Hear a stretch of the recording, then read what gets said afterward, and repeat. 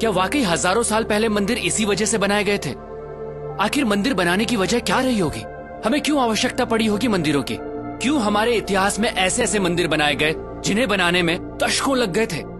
दोस्तों, divine power को और इंटेंसिफाई रूप में पाने के लिए मंदिर बनाए गए। इसे यूं समझिए, जिस तरह साउंड वेव्स को कैच करने के लिए सेलफोन चाहिए, ठीक उसी तरह डिवाइन पावर को उसकी नेचुरल इंटेंसिटी में कैच करने के लिए चाहिए एक पावरफुल टूल, जो है मंदिर। एक तरह से यूं समझिए, कॉस्मिक कनेक्शन के लिए बनाए गए पावरफुल टूल है मंदिर। ये एक पॉसिबिलिटी है उस डायमेंशन को छूने की जिससे हम इंसान बने, ये संसार बना, ये ब्रह्मांड बना। और ब्रह्मांड में दूसरे आयामों से कनेक्शन बैठाने के लिए हमारे पूर्वजों ने न सिर्फ मंदिरों में डिवाइन स्ट्रक्चर स्थापित किए, बल्कि उन्हें कॉन्सिक्रेट यानी प्राण प्रतिष्ठित भी किया। प्राण प्रतिष्ठा मतलब मूर्तियों में जान आ जाना नहीं होता है दोस्तों, ये प्राण एनर्जी की तरह प्रतिष्ठित किए जाते हैं। जी हाँ, मूर्तियों को एनर्जाइज किया जाता है और जब हम उन मूर्तियों के सामने बैठते हैं तो हमें वो एनर्जी महसूस होती है, हमें परेशानी का हल मिलता है, हमारा दुख दूर होता है और हम खुद को भगवान से जोड़ते हैं। ये सिर्फ उन डिवाइन एनर्जीज की वजह से होता है दोस्तों। ये एनर्जी आपका सिस्टम जब कैच करता है तो आपकी एनर्जी बॉडी अलाइंड होती है और आप पॉजिटिव फील करते हैं। जैसे हमें अलग अलग लोगों से पॉजिटिव और नेगेटिव वाइब्स मिलती हैं। देखिए दोस्तों, एनर्जी जो है वो आपके थॉट प्रोसेस से ड्राइव होती है और सामने वाला वही महसूस करता है। ठीक उसी तरह जब हम प्राचीन मंदिरों में जाते हैं तो हमें वहाँ की पॉजिटिव वाइब्स महसूस होती है।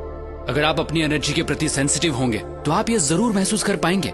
कई मंदिरों की एनर्जी ऐसी होती है कि आप अपने आंसू नहीं रोक पाते, आप इमोशनल हो जाते हैं। हो सकता है आप गिल्ट महसूस करें उस काम के लिए जो आपको गलत लगता है। ऐसी जगह आपको मेल्ट करती हैं, आपको लाइट करती हैं, आपको हल्कापन महसूस कराती हैं। दोस्तों, प्राचीन मंदिर ऐसे एनर्जी सेंटर्स थे जो इंसान की डीप ट्रांसफॉर्मेशन के लिए बनाए गए थे। तभी तो मंदिरों में जाने से पहले नहाया जाता था ताकि आपकी बॉडी उस एनर्जी के लिए और रिसेप्टिव बने। मंदिर कॉस्मोस के साथ अपना कनेक्शन बैठाने की जगह के तौर पर बने थे, जहां आंख बंद करके ब्रह्मांड के आयामों से जुड़ा जाता था। तभी तो आज भी जब हम मंदिर जाते हैं तो कुछ देर आंख बंद करके जरूर बैठते हैं। आप इस दुनिया में कब आए, कब जाएंगे, क्या खाते हैं, क्या कमाते हैं, इससे कोई फर्क नहीं पड़ता। आपको जीवन में कभी न कभी सोर्स ऑफ क्रिएशन से जुड़ने की जरूरत जरूर महसूस होगी। आप उस एनर्जी को महसूस करना चाहेंगे जिससे आप बने हैं। मंदिर उस मार्ग का द्वार है। हम ये नहीं कहते कि सिर्फ मंदिर जाकर ये संभव है दोस्तों।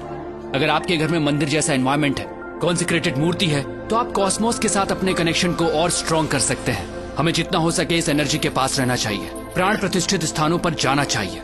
खासकर 14 साल से कम उम्र वाले बच्चे अगर कॉन्सिक्रेटेड स्पेसेस पर रेगुलरली जाते हैं तो उनकी एडोलेसेंस प्रॉब्लम्स बहुत हद तक अपने आप रिजॉल्व हो जाती हैं। दोस्तों, मंदिर या कहिए कॉन्सिक्रेटेड स्पेसेस उस डायमेंशन से जुड़ने का द्वार है जहां से हमारी उत्पत्ति हुई है।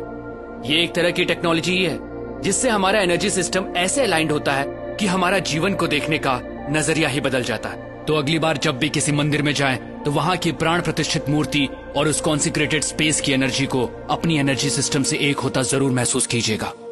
दोस्तों, सनातन धर्म सिर्फ धर्म नहीं है, ये एक सोच है, ये एक साइंस है जिसे हजारों साल पहले इवॉल्व किया गया था, जो इंसान को अपग्रेड करती है और आज भी ये उतनी ही एप्लीकेबल है। दोस्तों, इस मॉडर्न युग में हम बाहरी तौर पर बहुत बदल चुके हैं, लेकिन हमारे अंदर इंसान अब भी वही है और आज भी सनातन प्रैक्टिसेस और साइंस हमें अपग्रेड करने के लिए उतनी ही एप्लीकेबल हैं।